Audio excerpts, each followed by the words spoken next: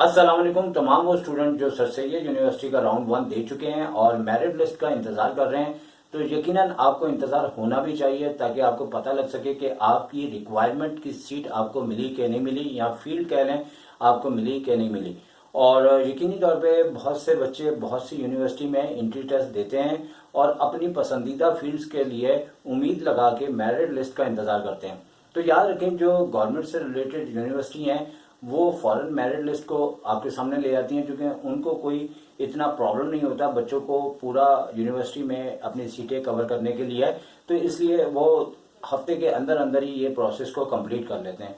लेकिन private university चूंकि उनका जो सिस्टम होता है वो कोशिश करते हैं कि मैक्सिमम बच्चे जो है उनकी यूनिवर्सिटी में एडमिशन ले लें। तो जैसे कि आपने सर सैयद यूनिवर्सिटी का जब एंट्री टेस्ट दिया होगा तो उसी दौरान बहुत सारी और छोटी बड़ी यूनिवर्सिटीज हैं जहां एंट्री टेस्ट आपके हो चुके होंगे या हो रहे होंगे। तो जब तक कि वहां आप टेस्ट देंगे, ये अपने मेरिट लिस्ट का आपके सामने रिजल्ट उस वक्त देते हैं जब कम से कम इनके 2 राउंड या 3 राउंड हो जाए। अब जैसे कि सेकेंड राउंड आपका कल से स्टार्ट हो जाएगा और बहुत से स्टूडेंट चाह रहे थे कि आपको कुछ ऐसी इंफॉर्मेशन बताई जाए जिससे आपको फायदा हो। तो याद रखें कि मेरिट 1 में बहुत से बच्चे बहुत सी जो फील्ड्स अपने लिए सिलेक्ट करते हैं वो उन्हें मिल जाती है, और थोड़ी बहुत जो सीटें बाकी होती है वो राउंड 2 में वो कवर हो जाती हैं, और जितनी भी बेस्ट फील्ड होती हैं वो राउंड 1 और 2 में वो ओके हो जाती हैं। फिर उसके बाद मेरिट लिस्ट आपके सामने आ जाएगी इंशाल्लाह। माजी में भी ऐसा होता रहा है, अब भी ऐसा होगा। लेकिन कभी कभार ऐसा भी हो जाता है कि उनके अगर स्टूडेंट्स कम हो तो मेरिट लिस्ट आपके राउंड नंबर 3 के बाद भी आ सकती है। लेकिन चूंकि ये हतमी तौर पे यूनिवर्सिटी ही ज्यादा बेहतर जानती है कि उनकी रिक्वायरमेंट्स के मुताबिक एडमिशन हुए हैं कि नहीं हुए। लेकिन तमाम स्टूडेंट्स को मैं ये कहता चलूंगा कि इस बार जो यूनिवर्सिटी के अंदर पेपर्स हुए हैं तो यकीनी तौर पे थोड़ा सा मेरिट डाउन होगा, क्योंकि जब पेपर्स घर से लिए जाते थे तो उस वक्त सिचुएशन थोड़ी सी डिफरेंट आती थी। अब आपकी सिचुएशन डिफरेंट होगी। माजी के अंदर या पिछले साल की बात की जाए तो आप कह सकते हैं कि 70% के लगभग आपको सॉफ्टवेयर भी मिला था, जो उनका मेरिट लिस्ट के मुताबिक रिजल्ट आता है 70% में मिल गया था। तो यकीनी तौर पे अभी तो चांस ऐसा भी है कि 60 से भी ऊपर में भी आप एक्सपेक्ट कर सकते हैं कि आपको सॉफ्टवेयर या कंप्यूटर साइंस या इससे रिलेटेड जो भी आपने फील्ड सिलेक्ट की है वो आपको मिल जाए।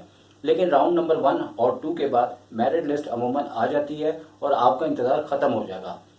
उसके बाद राउंड 3 और 4 भी हो जाता है, क्योंकि बहुत सी फील्ड ऐसी होती हैं जहाँ बच्चे ज्यादा एडमिशन नहीं लेते और बहुत से ऐसे स्टूडेंट होते हैं जो अच्छी फील्ड्स के लिए टेस्ट देते रहते हैं, लेकिन बिल आखिर वो मजबूरन जब उनको एडमिशन नहीं मिलता तो वो बची कुची जो भी फील्ड्स होती हैं वहां ही उनको एडमिशन लेना पड़ता है। जबकि याद रखें कि जितनी भी गवर्नमेंट यूनिवर्सिटीज हैं वो एक हफ्ते के अंदर ही मेरिट लिस्ट आपके सामने पेश करते हैं, ताकि उनको कोई ऐसा प्रॉब्लम नहीं होता कि वो ज्यादा से ज्यादा एडमिशन लेने के लिए अपने प्रोसेस को लेंदी करें। जबकि प्राइवेट यूनिवर्सिटी कोई भी होती है उनका जो मेरिट लिस्ट है या एडमिशन का प्रोसेस है वो काफी लेंदी होता है, और मेरी आपको ये एडवाइस है कि आप बाकी यूनिवर्सिटियों में भी टेस्ट देते रहें और उसके बाद आपको जो सूटेबल यूनिवर्सिटी हो और वहां आप एडमिशन ले लें। और सर सैयद से मुतालिक मैंने इससे पहले कई वीडियोज में मैं बता चुका हूं कि यहाँ का माहौल कैसा है, यहाँ पे पढ़ाई कैसी है। वो आप चाहें तो प्लेलिस्ट में जाके लेटेस्ट वीडियोस के मुताबिक आप सुन सकते हैं कि कौन कौन सी बातें इससे मुतालिक कही गई। तो इंशाल्लाह अनकरीब राउंड 2 के कंप्लीट होने के फौरी बाद चांस है कि आपका मेरिट लिस्ट आ जाएगा। और जहां तक मेरा एस्टिमेट है कि 70% तक जो है सॉफ्टवेयर कंप्यूटर साइंस अच्छी फील्ड मिल जाती थी, अभी 60 से ऊपर भी चांस है। और डिपेंड करता है कि जैसे ही रिजल्ट आएगा, क्योंकि जो इम्कानात हैं वो जाहिर किए जाते हैं लेकिन हकीकत जब सामने आती है वो इधर हकीकत होती है। तो इसी के साथ आपसे इजाजत चाहूंगा। इंशाल्लाह आप लोग अपनी फील्ड में कामयाब होंगे। तो इसी के साथ अल्लाह हाफिज।